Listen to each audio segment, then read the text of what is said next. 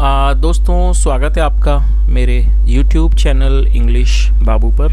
और आज मैं फिर हाजिर हूँ आपके साथ एक नई स्टोरी लेकर। और दोस्तों आज जो स्टोरी मैं आपके लिए लेकर आया हूँ ये एक शॉर्ट मॉरल स्टोरी है। बहुत ही अच्छी प्यारी कहानी है। कहानी सुनने में आपको मज़ा आएगा। उसके अलावा आज की इस स्टोरी में आपको कुछ नए इंग्लिश के वर्ड मीनिंग सीखने को मिलेंगे, उनकी करेक्ट प्रोनाउंसिएशन के बारे में पता चलेगा और हमेशा की तरह जो इसका ग्रामर का स्ट्रक्चर है उसे डिटेल में कवर करेंगे, तो एक एक स्ट्रक्चर को आप बड़ी आसानी से सीख पाएंगे। तो चलिए दोस्तों आज की इस कहानी को हम शुरू करते हैं और सबसे पहले कहानी का टाइटल देखते हैं। कहानी का टाइटल है the clever farmer and the dacoit. क्या मतलब हुआ दोस्तों? क्लेवर एक एडजेक्टिव है जिसका मतलब होता है चालाक, चतुर, चालाक उसे क्लेवर कहते हैं। और डैकोइट मतलब डकैत। तो क्या अर्थ हुआ? जिसे डाकू भी कहते हैं। The clever farmer and the dacoit मतलब कि चालाक, किसान और डाकू।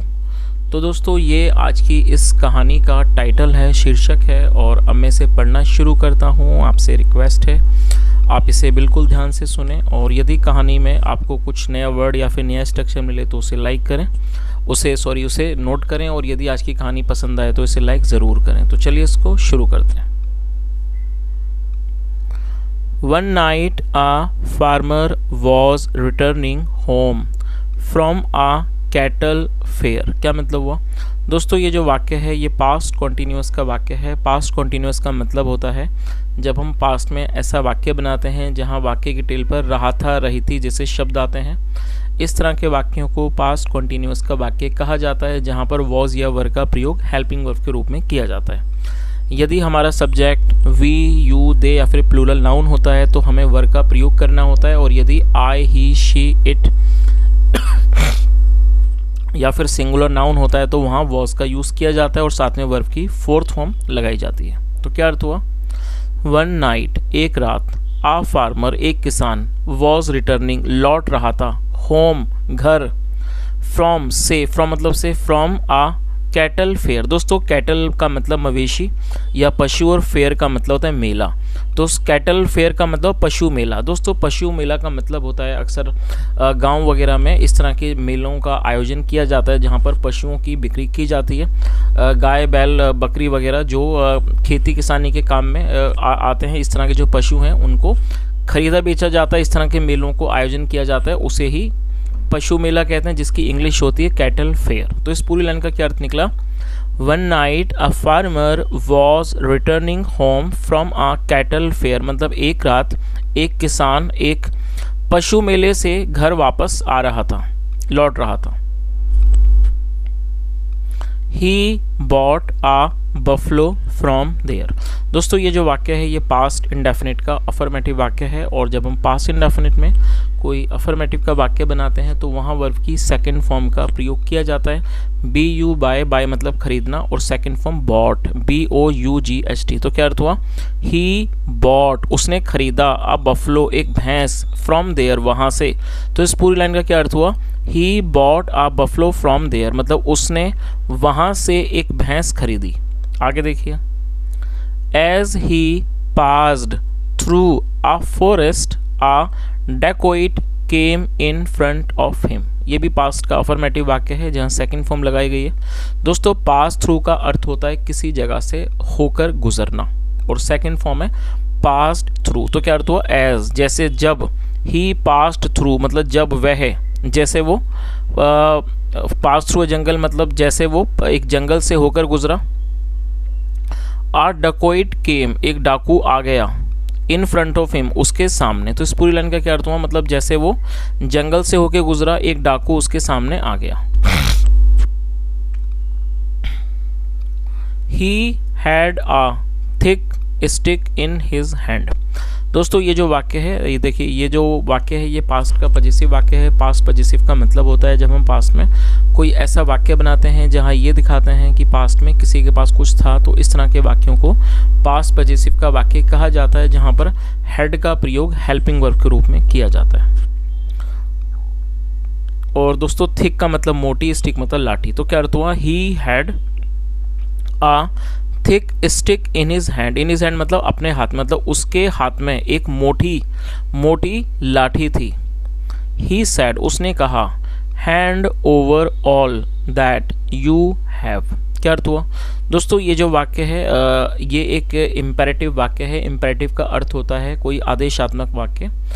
जब हम कोई ऐसा वाक्य बनाते हैं जहाँ ये दिखाते हैं कि कोई व्यक्ति किसी को कोई आदेश देता है, तो इस तरह के वाक्यों को इम्पेरेटिव वाक्य कहा जाता है, जहाँ पर सब्जेक्ट का प्रयोग नहीं किया जाता है, डायरेक्टली सेंटेंस को वर्ब से ही शुरू किया जाता है। तो ये एक इम्पेरेटिव सेंटेंस का एग्जाम्पल है। और हैंड ओवर का मतलब होता है किसी को कुछ सौंपना, हवाले करना। तो क्या अर्थ हुआ? उसने क्या कहा? He said hand over all that you have, मतलब आपके पास जो भी है वो हवाले कर दो, सौंप दो। The farmer got scared and gave his money to the dacoit. क्या मतलब हुआ? The farmer got scared. दोस्तों स्केयर्ड एडजेक्टिव है जिसका मतलब होता है भयभीत होना। अब देखिए ये जो वाक्य है यहाँ पर इसको वर्ब के प्रयोग रूप में प्रयोग किया गया, लेकिन प्रॉब्लम यहाँ ये है कि जो स्केयर्ड है वो एक एडजेक्टिव है। तो आपको ये चीज़ याद रखनी है कि जब आप किसी एडजेक्टिव को वर्ब के रूप में प्रयोग करना चाहते हैं तो आप डायरेक्टली ऐसा नहीं कर सकते, आपको एक सपोर्टिंग वर्ब का वहाँ पर प्रयोग करना होता है उस एडजेक्टिव को वर्ब बनाने के लिए। तो यहाँ पर गेट का सहारा लिया गया है इसको वर्ब बनाने के लिए। और ये जो पास्ट और ये जो वाक्य है ये पास्ट इंडेफिनिट का अफर्मेटिव वाक्य है, इसलिए गेट की सेकंड फॉर्म लगाई गई है। मैं उम्मीद करता हूँ ये चीज़ आप समझ गए होंगे। तो क्या अर्थ हुआ?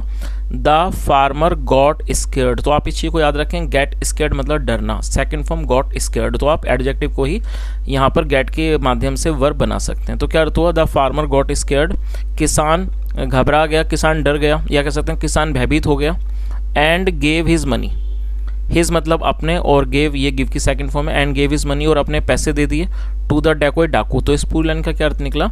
द फार्मर गॉट स्केयर्ड मतलब कि किसान भयभीत हो गया, डर गया। एंड गेव हिज मनी, और अपने पैसे दे दिए, टू द डेकोइट डाकू को। As he turn to go, turn मतलब मुड़ना पलटना, as he turn to go जब वो जाने के लिए मुड़ा।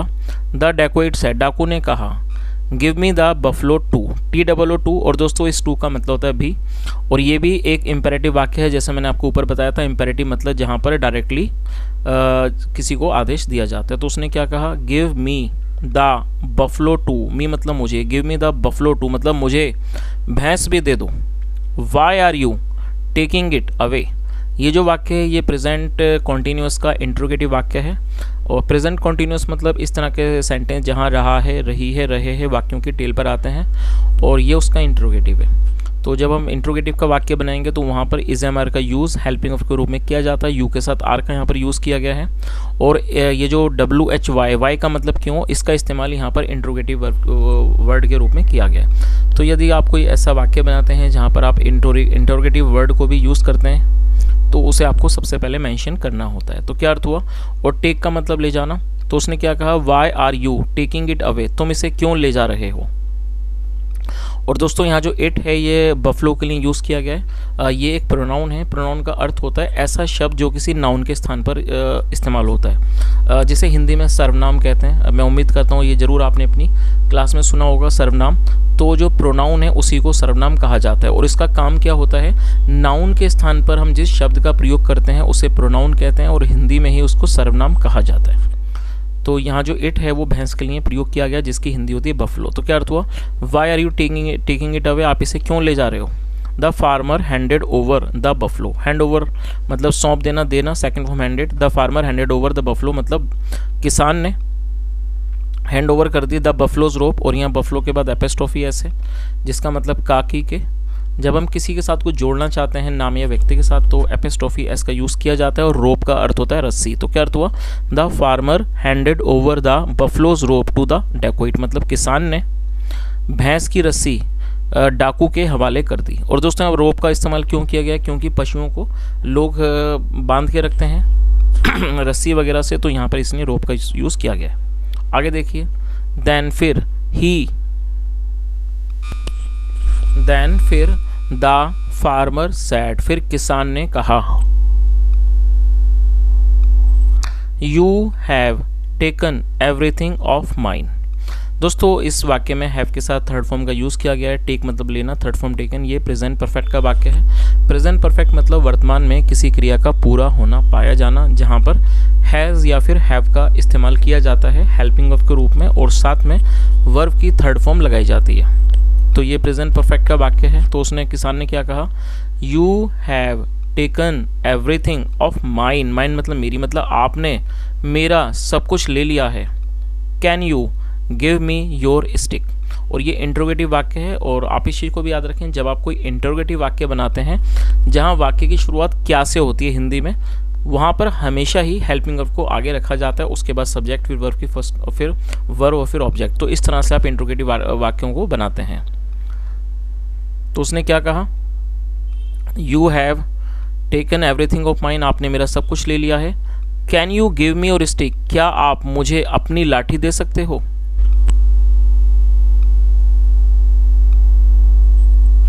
Why do you need it, क्या अर्थ हुआ। दोस्तों ये जो वाक्य है, इस वाक्य में नीड का प्रयोग किया गया है हेल्पिंग ऑफ के रूप में। नीड का मतलब आवश्यकता, ज़रूरत होना। और ये इंट्रोगेटिव वाक्य, ये प्रेजेंट इंडेफिनिट का ही इंट्रोगेटिव वाक्य है जहाँ पर डू का यूज़ किया जाता है हेल्पिंग ऑफ के रूप में। और वाई मतलब क्यों। तो उसने क्या कहा, why do you need it, आपको इसकी ज़रूरत क्यों है। द डकोइट आस्क्ड, डाकू ने पूछा। My wife will be pleased that at least I got a stick from the fair। तो उसने क्या जवाब दिया, my wife, मेरी पत्नी, will be pleased। pleased का अर्थ होता है खुश होना। तो उसने क्या कहा, मेरी पत्नी खुश होगी, that की at least कम से कम, I got a stick, कम से कम मैं एक लाठी लाया from the fair, मेले से। तो उसने क्या जवाब दिया कि जो मेरी पत्नी है वो खुश होगी कि कम से कम मैं मेले से लाठी लाया। चलिए आगे देखिए। The dacoit gave the stick to the farmer. और ये पूरा ये हमारा पास्ट इंडेफिनिट का ही अफर्मेटिव वाक्य है जहाँ सेकंड फॉर्म लगाई गई है, गिव मतलब देना, second form gave, GAVE। The dacoit gave the stick to the farmer मतलब डाकू ने किसान को लाठी दे दी। Immediately the farmer started beating the dacoit with the stick, क्या अर्थ हुआ। इमीडिएटली का मतलब होता है तुरंत। The farmer started beating. दोस्तों यहाँ देखिए स्टार्टेड के साथ फोर्थ फॉर्म है, तो आप इसके स्ट्रक्चर को समझ लीजिए। जब हम ऐसा वाक्य बनाते हैं जहाँ वाक्य में ये दिखाते हैं कि कोई क्रिया पास्ट में होने लगी, तो तब हम इस स्ट्रक्चर का प्रयोग करते हैं। जैसे मान लीजिए वाक्य, वह दौड़ने लगा, वह खेलने लगा, वह नाचने लगा, मैं रोने लगा, वह हंसने लगा, हम वहाँ जाने लगे। इस तरह के वाक्य जहाँ हम ये दिखाते हैं कि पास्ट में कोई क्रिया होने लगी, तब आप इस तरह के वाक्यों को, इस स्ट्रक्चर का इस्तेमाल करते हैं जहाँ पर स्टार्टेड के साथ वर्ब की फोर्थ फॉर्म लगाई जाती है। चलिए, तो इसका क्या अर्थ हुआ, इमीडिएटली मतलब तुरंत, द फार्मर किसान, स्टार्टेड बीटिंग पीटने लगा, द डेकोइट डाकू को, विद द स्टिक लाठी से। दोस्तों देखिए यहाँ विद का नॉर्मली आप क्या मतलब निकालते हैं, विद का मतलब होता है साथ, लेकिन ये कंजक्शन भी है, तो यहाँ पर इसका मतलब ये नहीं निकलेगा कि वो उसको लाठी के साथ पीटने लगा, जबकि यहाँ पर इसका क्या मतलब निकल रहा है, वो उसको लाठी से पीटने लगा। चलिए, तो इस पूरी लाइन का क्या अर्थ हुआ कि तुरंत किसान डाकू को लाठी से पीटने लगा। चलिए दोस्तों, मैं आपको एक वाक्य देता हूं जहां पर आपको स्टार्टेड का प्रयोग करना है, वाक्य बनाना है। वह दौड़ने लगा। आई रिपीट द सेंटेंस, वह दौड़ने लगा। आप इसे ट्रांसलेट करें और कमेंट में बताएं। आगे देखिए। The dacoit ran off to save his life, leaving the buffalo and the farmer's money behind. क्या अर्थ हुआ, द डेकोइट रैन ऑफ। दोस्तों रन ऑफ का मतलब होता है दौड़ पड़ना, दौड़ लगाना। सेकंड फॉर्म रैन ऑफ, और ये पास्ट का ही अफर्मेटिव वाक्य है, तो सेकंड फॉर्म लगाई गई है। द डेकोइट रैन ऑफ, जो डाकू था वो दौड़ पड़ा, टू सेव हिज लाइफ, अपनी जिंदगी को, अपने जीवन को बचाने के लिए, लिविंग द बफलो, भैंस को छोड़कर, एंड द फार्मर्स मनी, और किसान के पैसों को, बिहाइंड, पीछे छोड़कर। तो इस पूरी लाइन का क्या अर्थ हुआ कि जो डाकू था वो दौड़ पड़ा अपने जीवन को बचाने के लिए, भैंस और किसान के पैसों को पीछे छोड़कर। आगे देखिए। सो इसलिए the farmer saved himself, save मतलब बचाना, सेकंड फॉर्म सेव्ड, और हिमसेल्फ अपने आप को, इसलिए किसान ने अपने आप को बचाया, एंड हिज बिलोंगिंग्स टू, और बिलोंगिंग मतलब सामान, और अपने सामान को भी उसने बचाया। चलिए दोस्तों, कहानी का मॉरल देख लेते हैं, क्या मॉरल है इसका। Think how to save life in dangerous situations. तो क्या है, थिंक मतलब सोचो, हाउ टू सेव लाइफ, कि जीवन को कैसे बचाएं। इन डेंजरस सिचुएशंस, खतरनाक स्थितियों में सोचो कि जीवन को कैसे बचाएं। तो दोस्तों आज की एक छोटी सी कहानी थी और यहाँ मैंने पूरी कोशिश की है आपको हर एक वर्ड की मीनिंग समझाने की और साथ में जो ट्रांसलेशन का प्रोसेस है उसको समझाने की। यदि आपको वीडियो पसंद आए तो आप इसको लाइक ज़रूर करें और दोस्तों इसे लाइक करें, उसके अलावा चैनल को भी सब्सक्राइब करें। दोस्तों मैं अक्सर देखता हूँ कि आप लोग वीडियोस देख लेते हैं लेकिन सब्सक्राइब नहीं करते। मैं इस चीज़ का रीज़न नहीं समझता, या तो शायद आपको मेरा पढ़ाया वो अच्छा नहीं लगता, ये भी एक रीज़न हो सकता है। तो यदि ऐसा है तो आप कमेंट में करके ज़रूर बताएं कि वीडियो में क्या कमी है, क्योंकि दोस्तों जब तक आप किसी की कमी नहीं बताएंगे तो उसमें सुधार करना बहुत ही ज़्यादा मुश्किल है। क्योंकि ये एक ह्यूमन बिहेवियर है कि जब हमें कोई हमारी गलतियों के बारे में बताता है तभी हमें पता लगता है कि ये गलतियाँ हैं और हम उसको सुधार करने की कोशिश करते हैं। तो मैं अपनी तरफ से पूरी कोशिश करता हूँ कि मैं आपके लिए हमेशा ही इस तरह के वीडियोस लाऊं, इस तरह का कंटेंट बनाऊं जो आपकी हेल्प करें इंग्लिश को सीखने में। लेकिन ऐसा बिल्कुल संभव नहीं है कि मैं सब कुछ जानता हूँ या फिर मुझे सब कुछ आती है, क्योंकि ये बड़ी ही कॉमन सी बात है, आपने सुनी कि नोबडी इज़ परफेक्ट। तो दोस्तों मैं ऐसा नहीं कहता कि मैं ऐसा कंटेंट बना पाता हूँ कि जो आपको अच्छा लगे। इसीलिए मैं हमेशा बोलता हूँ कि यदि आपका कोई सुझाव हो तो आप मुझे हमेशा बताएं ताकि मैं उसमें और सुधार कर सकूँ, ताकि वो कंटेंट आपको पसंद आए, वो आपके काम का हो और मैं और भी अच्छे से अच्छा, बेहतर से बेहतर कंटेंट आपके लिए बना सकूँ। तो दोस्तों मेरी आपसे रिक्वेस्ट है कि यदि आपको अच्छा लगता है वीडियो सुनना, आप देखते हैं, तो आप इसको चैनल को भी सब्सक्राइब करिए। आपके एक सब्सक्रिप्शन से बहुत ज़्यादा मोटिवेशन मिलता है दोस्तों। मोटिवेशन जीवन में बहुत ज़रूरी है आगे बढ़ते रहने के लिए, उस काम को बार बार करते रहने के लिए। तो और यदि आप नहीं करते हैं, इसके पीछे रीज़न ये है कि आपको मेरे वीडियोस पसंद नहीं आते हैं, तो कम से कम आप एक मुझे मौका दीजिए, आप मुझे कॉमेंट में बताइए कि क्या सुधार करने की ज़रूरत है। क्योंकि दोस्तों जब तक आप मुझे मेरी कमी नहीं बताएंगे तब तक मैं उसमें सुधार कैसे करूँगा। तो ये तो बड़ी और क्लियर सी बात है कि जब आप उस बात को बताएंगे और तभी मुझे पता लगेगी, तभी मैं उसको सुधार पाऊंगा। तो आपसे दोबारा ये निवेदन है कि आप वे ज़रूर सब्सक्राइब करें या फिर आप बताएं इसके अंदर कोई कमी हो। सुनने के लिए thank you so much. Have a nice day and bye.